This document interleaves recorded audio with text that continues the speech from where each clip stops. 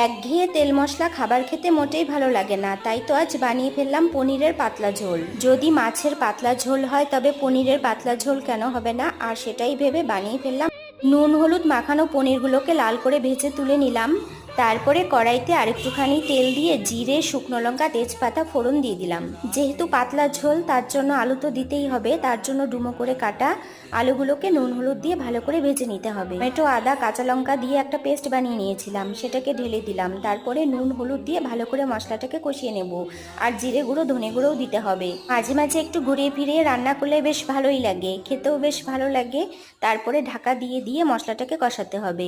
মশলার গা থেকে যখন তেল ছেড়ে আসবে তখন গরম জল দিয়ে দিতে হবে। আর তোমরা চাইলে কাঁচা লঙ্কা দিতে পারো ফ্লেভারের জন্য। দেখো ঝোলটা ফুটে উঠেছে।